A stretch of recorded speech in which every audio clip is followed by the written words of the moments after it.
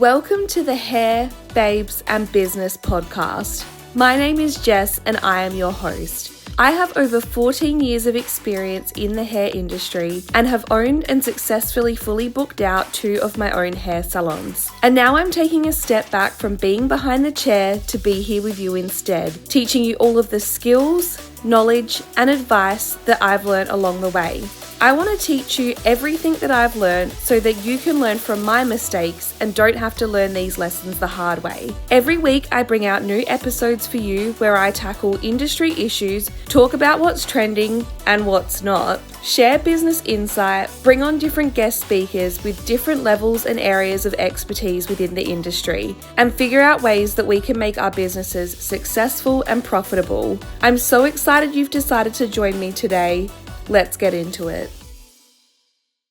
Hello guys and welcome back to another episode of the Hair Babes and Business podcast. My name is Jess and I am your host, and today I'm bringing you a very special interview. If you haven't seen the bride washing off her makeup half an hour before her wedding and reapplying it video that's gone absolutely mega viral online, then you can go and find that on TikTok if you want to. The original video has been taken down, but there are so many different versions of it online and you can go and find it if you want to. I would be very surprised if you haven't already seen it, especially being in this industry. And I don't know if you are aware, but the makeup artist actually did come forward and put out the most beautiful, gracious explanation video, and it was just done so beautifully and so graciously. And what I really loved about this story was that the makeup, beauty, hair community really rallied together behind this makeup artist in support of her and what happened to her. And the makeup artist account kind of just blew up, and she is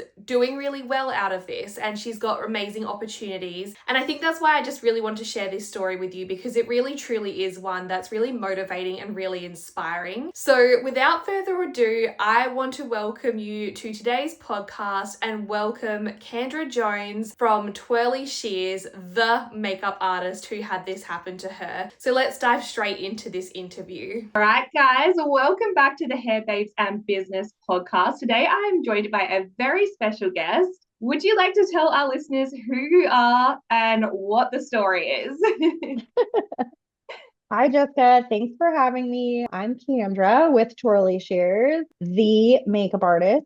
And my story, I feel like most of us know it. Almost 100 million people know it. I had a bride share a video on TikTok. I happened to be the one that did the makeup, but it put the business in a bad light. So as that video went viral, I made a decision to do a response video just to protect the business. And so I put out the response video, and that one went, I guess, mega viral is what they're telling me.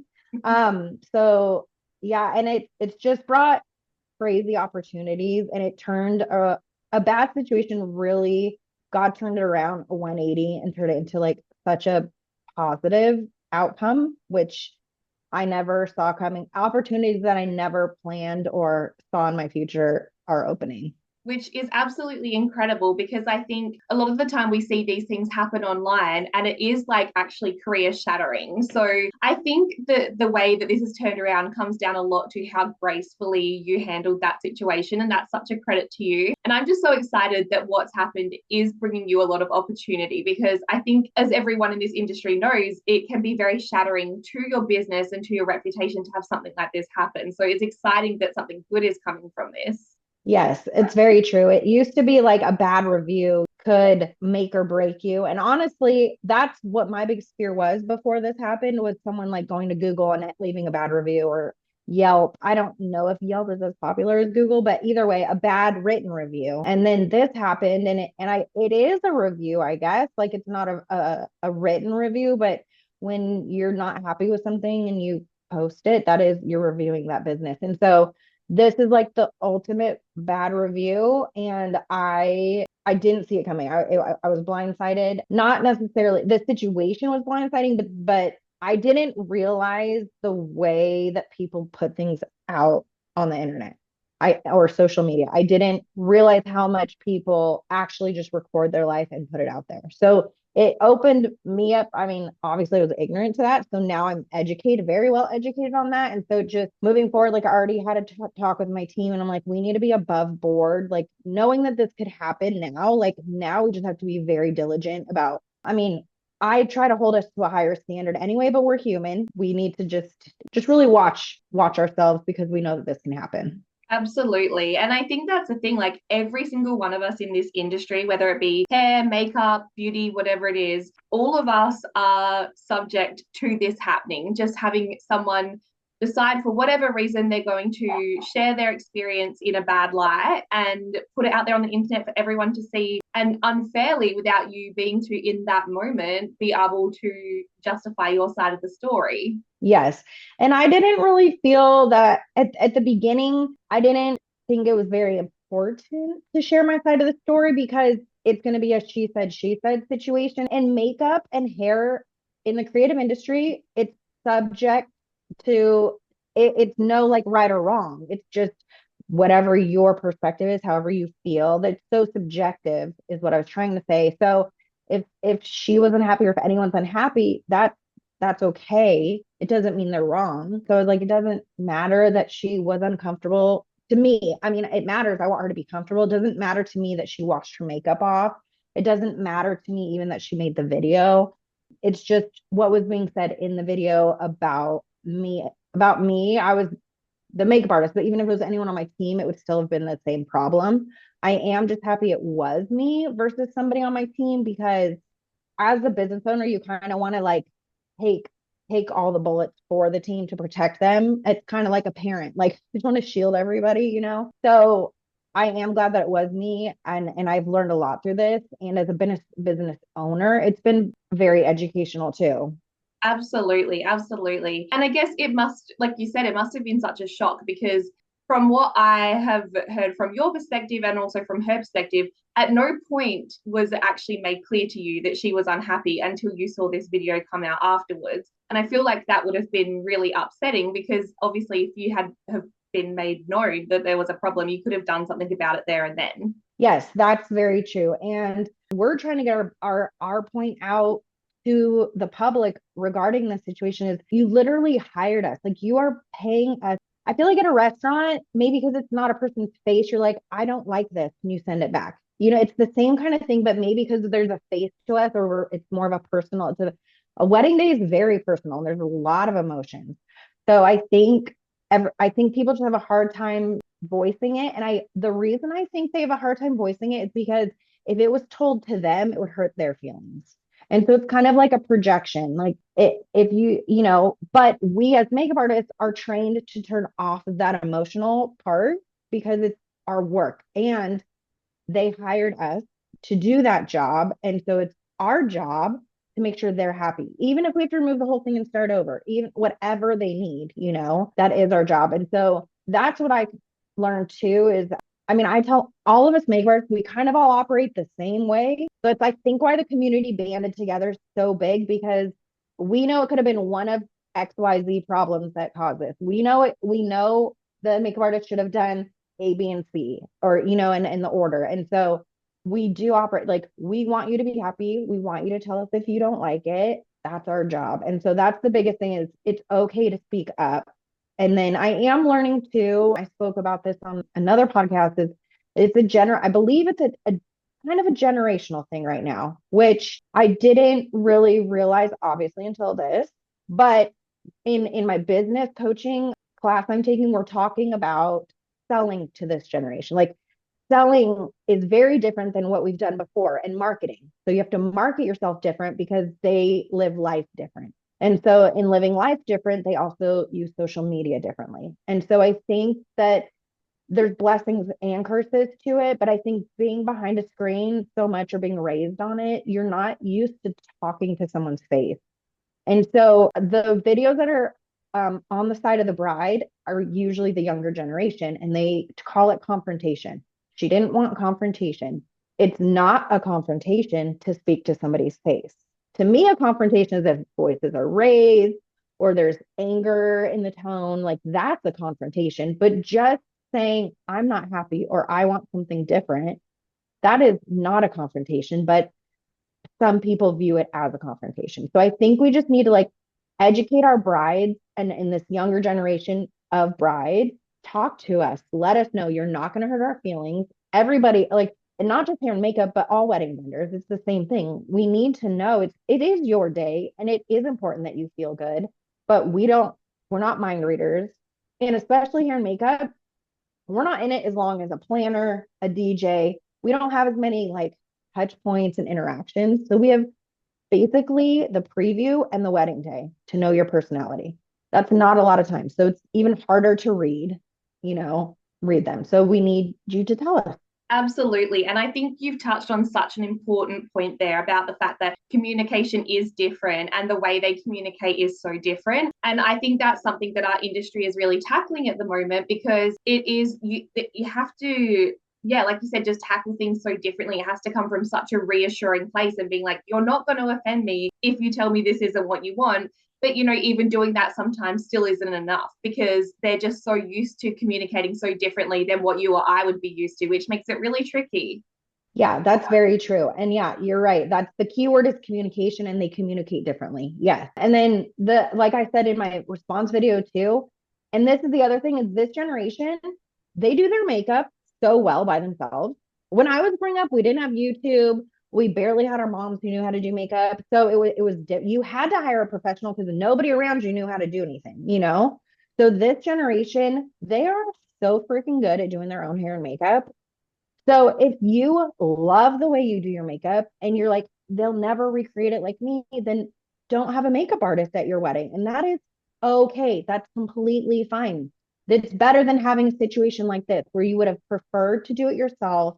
You hired someone because either you thought you wanted it or someone pressured you into it. It's okay. And those that need us will hire us. So we will still have business, but it it's not necessary to hire us if you absolutely love the way that you do your own makeup. I completely agree with that. I've seen that so many times. I do a lot of weddings as well. And one of my best friends is a makeup artist. So her and I work together quite often. And I watch the girls be like, oh, this is how I do it. And this is how I do it. This is how I do it. And it's like, why didn't you just do it then? If you love the way you do it. Right, exactly. And there's people, and mostly our brides, because we specialize in natural makeup. So most of our brides we get, they barely wear makeup. So they're not super educated or confident in doing it themselves. So and that's part of it. The full glam brides, that's just not our niche. Nothing against it. Like I have makeup artists who do amazing full glam, but a lot of those brides are much more used to doing their own makeup. And so we just don't really have this kind of interaction because we deal with such a different type of woman who barely wears makeup anyway. Yeah, and I think that's the thing. Like, it's so important for the bride to really look at what each particular professional is providing and go, is this really the service I need, or do I need something that's going to be a little bit more heavier, a little bit more full glam, or am I looking for that really natural soft glam? Yes, absolutely. And that's where I think the beauty of Instagram is. I know TikTok works a little different, but I feel like Instagram is like our portfolio now. So there's enough for us professionals. There is enough content for you to know if you're going to like us or not based on what you see. So for us, the preview, it's not even, I don't call it a trial because we have a consultation call so you can know if we connect. You can see our portfolio on Instagram or our website. So for us, a preview is to actually just nail it down. For us to meet, it kind of is like the most relaxed time. Like I get to know her really well. And then we get to play, tweak things. I write everything down. And then on the wedding day, we know what we're doing. And it's just it's almost like a rough draft of the final exam. So I guess what I would love to ask you, and this is not coming from a point of like hating on the bride, because I think that's just not productive at all, but just from the perspective of we're talking to like a hair and makeup community here. I guess what happened is kind of something that we all fear and kind of dread happening. When this happened to you, when you had the trial and everything going into the wedding day, did you have any idea that, from the trial and everything going into this, that she was unhappy at all, or that there was anything wrong? Like, was she happy with the trial? Like, how did that all kind of come about? Well, the preview went well, and then with most brides, I do a check-in, like how did it wear? How did you feel? Is there anything? Because sometimes we love it, or again, if you've never had it, you're like, I think I like it, but then you have to live in it for a little bit, or see yourself in a mirror, or see how other people respond to it, you know? So then we do a check-in, and she said her cheek color was great. She let her lips and cheek was the thing in our text that said those were great, and I think she said she wanted a little bit more bronzer somewhere, and then her eyeshadow she wanted to change. There was nothing major. It was very a normal response, honestly. Yeah. There's always a little something that needs to be changed as they live in it for a few, for the rest of the day, and then think about it a couple of days. So I would say there were no, like, speaking to the community, like no red flags per se at all. Sure. And even doing the preview, it was very uneventful. I mean, we connected and we chatted, but it wasn't.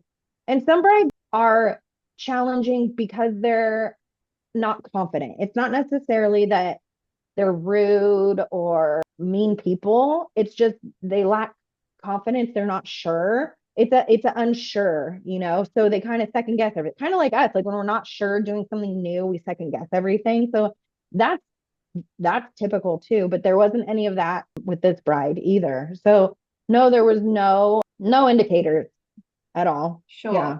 So obviously then this clip comes out, and would have been, I just can't even imagine how awful that would have been for you to see the clip. How did you then go about deciding how to handle that situation? Well, I have learned that my first reaction is not the way you should I've learned to change that, but like our gut reaction is going to be an emotional response. So you should not react when you're emotionally on a high, whether it's a good high or low high. When you're emotionally, adrenaline is up, you should not respond or react to any situation. So I was having all these feelings. I was talking to a bunch of people. People were calling me because I wasn't on TikTok at the time. I didn't know this was happening. One of my artists called me and told me there's a bride washing up her makeup. It's going viral. Our company, our team has been tagged on Instagram. And so that's how I found out about it. And then other people started people who I knew would text me. People I didn't know of the makeup community on TikTok would find me on Instagram and DM me and be like, hey, I don't know if you're aware of this, but this is what's happening. So the more responses I got, the more I realized it was getting big. And so then I reached out to trusted people in the industry who kind of get this, and just asked for advice. Like, how would you handle it? And one person said, I would do a response on TikTok. And I was like, I don't even want to be on TikTok. Like I chose not to be on the platform for a reason, because one, I don't have the time to learn. I have now learned it is very different from Instagram. So I've learned Instagram. I know how to use Instagram. That was my primary source for our business. So I didn't have the time to use TikTok. So when she advised that, I was kind of like, I don't really want to though. And then I honestly thought maybe it would like just blow over, because the other thing about the social media in our culture is that something is huge for a day and then tomorrow there's a new thing, So I kind of was like, well, let's just see, like maybe it'll blow over. It's not a big deal. But then it wasn't blowing over. And then I thought about how the impact it could have on our business. So me personally, it doesn't affect me. It hurt my feelings, but that's not the important thing. The important thing is protecting the business, because this does have the potential. This situation has the potential to ruin a business, to bring you down. And so it'll tarnish your name. You only get one name. And so it could tarnish it. And then you're forever known as that negative makeup artist or team or hairdresser, So for the business, I chose to make a response because, again, the business is not just affecting my livelihood either, because we're a team. So it affects all the girls if we had a negative response. So I prayed about it, turned on the camera. Again, and you know this because you're in the industry, we are not used to being in front of the camera. Like, we are behind the scenes people. So seeing myself on camera, it felt uncomfortable. It felt weird. I'm not used to that. Like, I'll go on my stories occasionally, but it's more photos and not really talking. So I don't like the sound of my voice. I don't, all the things that everybody else feels. But I knew we needed to respond. And I had bullet points, and I never wrote anything down, but bullet points in my head. Like, I want to address the issue head on with facts from my perspective. I want to address the fact that you don't have to hire us, the fact that you can talk to us. I wanted to address how we can learn from this. I wanted to address what brides can expect when booking vendors or, communication. And then I wanted to thank the makeup community because they had my back on a platform I wasn't even part of. It was a community I wasn't even in, and they had me. They had my back. And the way that community banded together in this situation, I've never seen anything like it. And it's very impressive. And I know like it's not impressive that we have each other's back because we do, but the weight of it, the like impact of it was so incredible. And so I wanted to just thank the TikTok community. So I pressed record and I just said my thing and I'm like, if I screw up, whatever, like we're just gonna put it out there. So and then I put it out there and then that was it. Like I was just gonna have a response. I posted and ghosted as they call it. So I just put it out there and I walked away. And then I was going about my day and my sister-in-law called that day and she's like, oh my gosh, what has been happening? Because it's been like a couple days and it was getting out there. And I told her about the situation. And then my 16-year-old nephew joined her and he was looking at TikTok. He's a TikTok kid. And so he's looking at the numbers go up and he's freaking out. He's like, he's like, they're going up so fast, like it can't even tally it. It's changing so fast. I'm like, okay, but is that like a good number? Like, what does that number mean? Is that a lot? Is that a lot of followers? Is that a lot of views? And so because of his response and the young people around me, like my other nieces and nephews, because of their response, I was like, okay, I think maybe this is a big deal. Like that was my indicator because I still can't fully understand the weight of what those numbers mean because I'm not part of the TikTok I am now, but I wasn't in the community, so I didn't understand it. And so once he started freaking out, the young people, and they're like, "Oh my gosh, Jelly Roll's wife commented," and I'm like, "What?" I know who Jelly Roll is. I didn't know who his wife was. And then they're like, "Oh my gosh, an Alabama Barker," and I'm like, who is that?" And so I learned a lot. I learned a lot from the younger generation that night. But that's when things were, yeah, going mega viral. And that I absolutely did not expect that to happen. Well, if it puts it into perspective, I'm a Adelaide girl in a very small country town in South Australia. And when I told my friends I was interviewing you, they were like, "Oh my goodness, that is insane. Like, how has this even happened?" See, so it's almost, I guess it is a celebrity status, but it's so weird. It feels so foreign and so bizarre. But like, I've never spoken to an Australian before. So this is so cool. And like now I have a friend in Australia. So like, I don't know, God is bringing like new friends, new community, like so much good is coming of this. Our reputation was saved thanks to not my response video per se, thanks to the makeup artist industry. They are the ones that protected my name and that is huge. I think that's what excited me so much about your story and why I so badly wanted to speak to you is because I've seen these things happen before and it really does ruin the person's reputation or the business reputation. But in this situation, I think you just handled it so gracefully and your response video was just so beautiful and so respectful, all things considered, because you had every right to be very mad and very upset. But you just handled it so beautifully. And that's what I loved about this is that this hasn't ruined anything for you. If anything, it's probably made your business a bit stronger and it's given you this opportunity that I'm just so glad that that's the way that it went because I know it so easily could have gone the other way. And I think that's what we all fear as a community, is it going the other way? So it's just amazing that it hasn't gone that way. And I'm so grateful for you that you've got all these opportunities come from it. Yes. Yeah, it is. It definitely went a good way. It has strengthened me as a business owner. It strengthened, I think, us as a team because I mean, even though it wasn't the girl that was the artist, us going through it together and it did bring us together. So it kind of unified us even more in a way. And yeah, like good things are just coming of it. Things that I just never, if you're like, if you could picture this going good, what would you say? I would probably say a few things, but the things that are happening, I would never have thought. I would never have thought different opportunities, different friends, different, I don't know, just different connections. It's really still blowing my mind.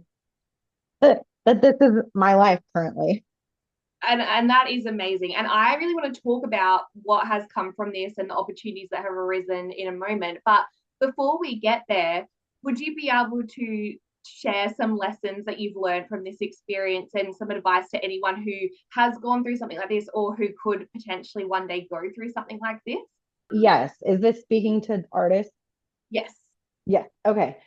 So for new artists, and this is what's the thing too, is being new in this day and age, it's gotta be so much harder than when I was a baby hairdresser because you got crushed if they didn't like it. Like in the very beginning of hairdressing, I hadn't learned yet like color fully, like you get it in beauty school, but like going from black to blonde, you forget about that copper penny middle. And so I had somebody leave in the copper penny part because, and I wasn't confident yet in knowing, but once I learned, I would say, we're taking you dark to light. You're gonna look like a copper penny. Don't freak out. I got this. But you just lack confidence in the beginning because you haven't had enough experience. And so when something goes wrong, you get crushed. And so that was hard before social media, and I can't imagine it now. My biggest thing, because the thing too is when her video was going viral, I was reading the comments just because it was shocking. And 98% were positive, but the ones that were negative were affecting me. Like I did cry, I was crushed. And so it's hard not to keep going back to it. But I would say if something in social media is depressing you or weighing on you, like you have to remove yourself from it. You have to walk away. That literally like social media is not real life. It really isn't. So go be with your real life people. And that's the thing too. I think that the younger generation doesn't have the support that we had growing up because they don't make in-person connections, which it's a more depressing, it's so lonely. It's so even this, it's so lonely going through what I'm going through by myself. Even though all good, it's all good happening, it's still lonely because very few people understand it. Very few people understand the weight of it. And to a lot of people, it's impressive, which it is, but it's still a lot to handle on your own. And so, my advice, I actually, now that I'm speaking through it, is to have a network. Have a network, have a support, an in person support system. Online, like I'm in a couple networking groups that we're across the world, so it's online, but I do have in person also networking groups, and those are the ones that I go to first. And that's what's important. And to have somebody who is ahead of you. So if you're a baby hairdresser, you're going to have other baby hairdressers that you love hanging out with, but hook up, connect with somebody who's been through it, who's like almost like a mentor. And then they can help you when you're feeling like alone and crushed, they can hold your hand and be like, I've been there too. You got this. And like kind of guide you how to navigate that. Because if you're on the water by yourself in a storm, you're not going to know what to do and you're going to feel so overwhelmed. But if you have a captain with you, somebody who's older and who has been there, they can take the wheel and help you navigate through the storm.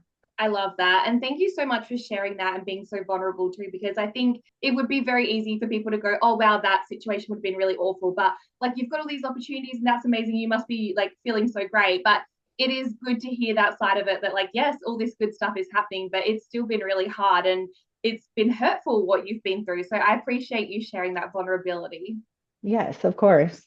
So I guess even though you've just said that, I do want to talk about the opportunities that have come from this because I think it is important to recognize the fact that a situation that could have been very bad has in some ways turned into a lot of good. Can you talk about what sort of happened and where to from here? Yes. So the first thing that happened was media. So reporters reaching out. I had several big name magazines reach out and a talk show, which I declined because they're in it to make money, as most companies are, and their money's going to be made on the drama because drama sells. So I declined those because I don't want to keep the drama going. Like I'm like you and I chatted before this, and I was willing to, chat with you because you were coming at it from a different perspective.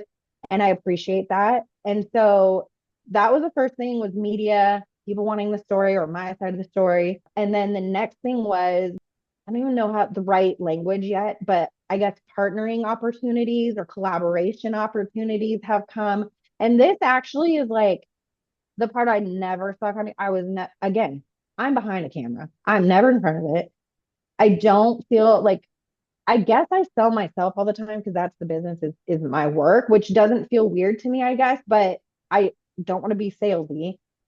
But being someone told me they're like, your influencer status. I'm like, what? Like what? Like, because I know people work so hard to get there and I never wanted it. I never asked for it. And then I'm thrust into it. But it's kind of fun. Like the opportunities that are coming, like I feel like now is the part, like, who knows how long this will be around, and like TikTok might be gone next week, apparently. So we shall see. But all these opportunities, I'm just gonna have fun with it while it's here. I'm gonna steward it well. I'm gonna be a light for the Lord through it because none of this would be here without him. And so I'm just going to ride the wave until it's done. But I am excited for the opportunities. There's one really big hair and makeup company that I'm in the works with negotiating, and then a couple other opportunities. And then I've tried so hard to be an affiliate with anything, and I was denied all the time. So now I'm like, my other friends in the hair world who kind of are influencers, I guess. I'm like, okay, can I like, am I allowed now to like approach them and ask? And they're like, absolutely. I'm like, okay, cool. Then the next thing is companies that I actually use and their products I use all the time. I would love to collaborate with them since I'm used to their product and I do love their product. So yeah, we'll just see what happens. That's so exciting. I can't wait to watch and see what comes of this. It's very exciting. And I do just want to say, I love that you touch on the fact that, God is in this situation and he's got you. And I love that you brought that into this as well, because I think that's important as well. Just before we do move on, I just wanted to ask you, because obviously, you had a business before this and you are a makeup artist. And if before all this happened, you had this beautiful business. Can you tell the listeners about your business and where you like, getting to that point before everything sort of blew up? Like, tell me about your business prior to that. So I'm a licensed cosmetologist and I was in the salon first, which is where most of us start. Then I got into makeup and hairstyling. So I was doing both in the salon plus weddings or special events for 20-ish years. I guess 19-ish at the time. But 3 years ago, I retired from the salon. So I'm not behind a chair at all anymore. And I decided I always wanted a team, but I just didn't really know how to go about it. I didn't have the time or bandwidth to do it prior because of being in the salon, having young children, that takes up a lot of time. And so once I retired from the salon, my focus was to build a team. And the point of me having a team is like you and your friend, you can't always I'm a dual artist. So that's, a specialty in itself, but I can't handle it all by myself. And you always have your favorites. You're like, oh, I love working with her. I love working with her. I love working with her. And so my goal was to like create a team that it's like, oh my gosh, I can't wait to go work with my girls. Where I know their style, I know what they can deliver, I know their personalities and their character, and they can represent me well and the brand well. And that I just love hanging out with. And so that's where the team aspect came in. So I have a team, they're my go-to girls. And so that we've had the team, the Twirly Shears name for 3 years. We're going on 4 years. July will be 4 years this year. And my focus as far as marketing the team was just Instagram and obviously word of mouth. I have built relationships with planners and venues now. So that's big, but that is a harder way to get business. So I am happy that I've nurtured those relationships and been able to get business through them that way too. It is hard. So the thing too, and I remember them teaching us this in beauty school, and it seems to me they don't teach this anymore. I don't think it's just for our industry. I think it's any entrepreneur, any person that's starting a business. You are not going to make any money or be successful for 3 to 5 years. And it might be less now with social media. That was before social media.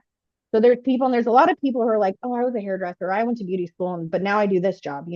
I think that stuck in my head the whole time when I was a baby hairdresser and like building my business. 3 to 5 years, 3 to 5 years.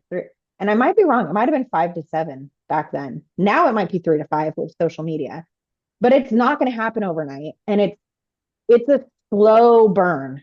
But then when you build, and you're building yourself. So when we start out, we're not confident because we're young.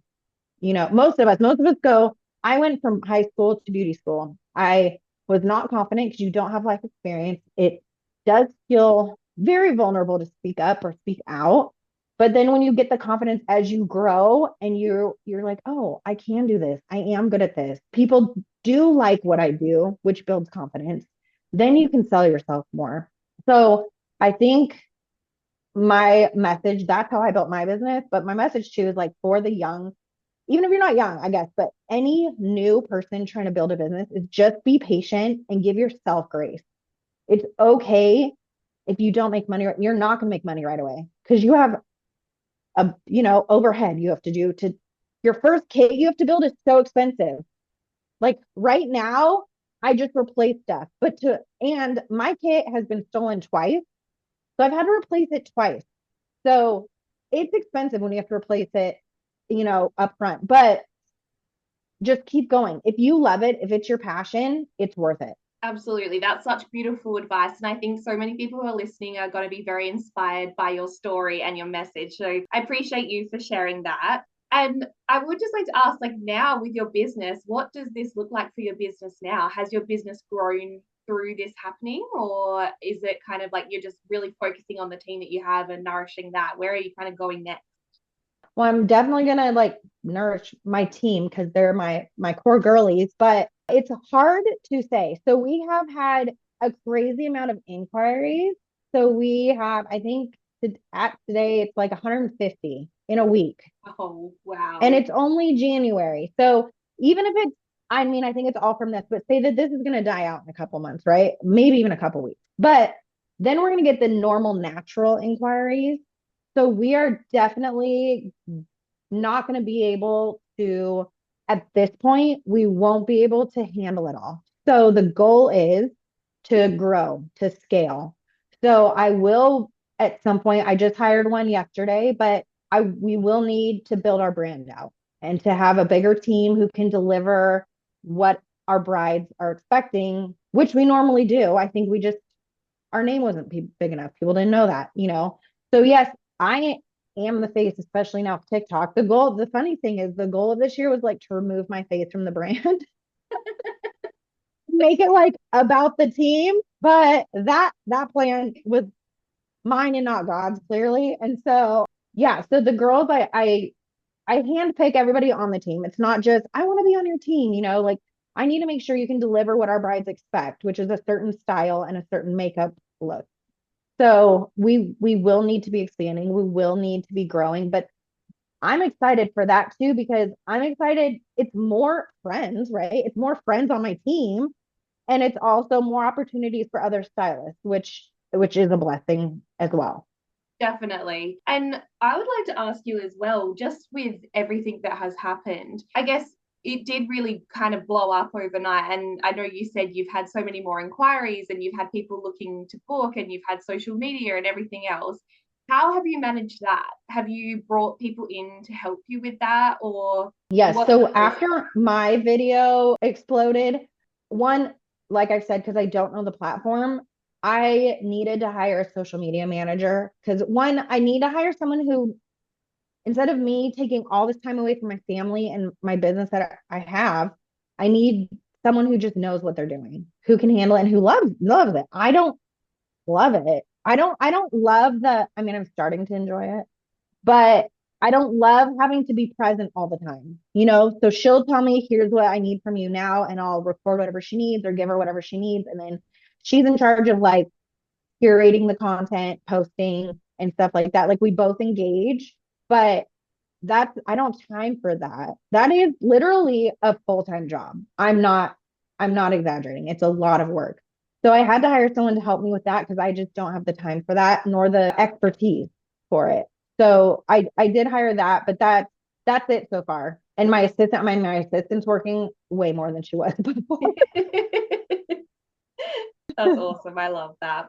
So I guess kind of before we wrap up, obviously this community that I feel is really just hairdressers and beauticians and spa owners and salon owners all kind of coming together and tackling the industry issues together and talking about the highs and lows. Is there anything else that you would like to share with the community about anything to do with business, anything about what you've experienced, just absolutely anything at all? Trying to think, of course, probably. I don't know. I love this community. I have never like loved our community more. And it's so fun opening up new opportunities. And I would say like, especially like, I'm not in the salon quite anymore. So I'll speak more to the wedding side of it. Is just remember weddings are we already know this. They're very emotional. So things are very heightened. So our team too is we've been known and brides have said, we love your calming. We love that you're calming. And so I don't know. I think just if you get backlash or even like not even this situation, but if someone like snaps at you on that day, just remember it's not like the excuse it's their wedding day. It is a very emotional day. And kind of like when we're like have a lot going on or we're overextended or overstimulated, how we can snap, like just don't take things it's so hard not to take things personal, but don't take things personal. And the best business move is to remove emotion from any decision before you make a decision, because business is unemotional. Business should be unemotional. Those that win have taken emotion out of it. And so emotions is what gets us in trouble. And especially as women, we're very emotional creatures. And so if someone has a bad thing and if I lashed out at this bride and then she lashed back, like that, what does that do? That accomplishes nothing. All it does is fire both of us up. We're both upset and all our people are upset for us. And then it starts like a social media fight, which is not necessary. And it doesn't help or push anything forward in the right way. I completely agree. I think that's such beautiful advice. I just wanted to say thank you so much for taking some time to come and chat on my podcast today. It means a lot to me. And I know that it's going to mean a lot to the community too, because I know that this situation is something that we all fear and it's a very real thing that can happen. And I just think the way that you handled everything so gracefully and the fact that you have had good come from this experience is just really motivating. And I think people will be very inspired by your story. So thank you so much for sharing today. I really appreciate that. Of course, Jessica. Thanks for reaching out and for who you are. You have such a kind heart. And I mean, this is the first time I've talked to you. We've messaged back and forth, but I'm like, I wish you were closer. I want to hang out. I know, I was thinking the same thing. If you're ever in Australia, hit me up. Yeah, okay. If I'm ever, hey, brides, fly me to Australia. Yeah, I know. But like I said about that message, if we don't meet here, we will meet in heaven. And that would be amazing. Amazing. Well, thank you so much. I really do appreciate your time. And as I said, everyone, I mean, not that I think I really need to do this, but I will link all of your socials in the show notes so people can come find you. But I'm pretty sure they'll all be following you anyway. So thank you so much. I really appreciate this. Of course. Thank you.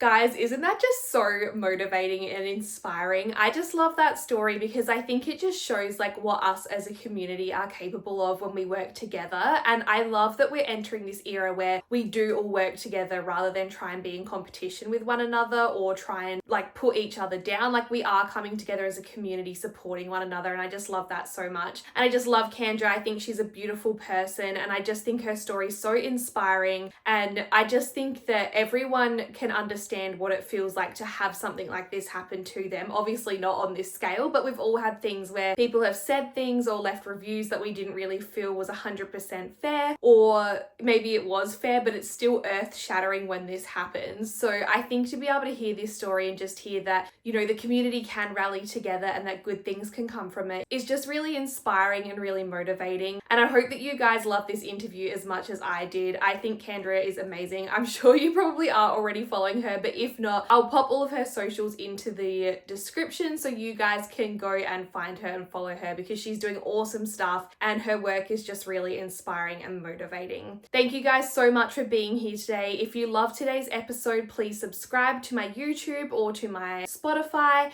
And if you really enjoyed it, please give it a good rating or a good review. That really means a lot and really helps me to grow my business. I hope you guys have a wonderful week. If you haven't already, come and join me on Instagram and TikTok for your your daily dose of inspiration. And if not, I look forward to seeing you guys this time next week. I have another very exciting interview to share with you guys next week, which is going to be really helpful to anyone who's looking at opening a business or has just opened a business. It really is a great story of the struggles of opening a business and inspiration of how to get through. Thank you guys so much again for being here. I can't wait to see you next week. And again, thank you so much to Kandra for spending some time with me and sharing her story. I think this is going to be really motivating and helpful to so many people listening. Have a fabulous Monday, guys. Have a wonderful week, and I will see you next Monday. Mwah.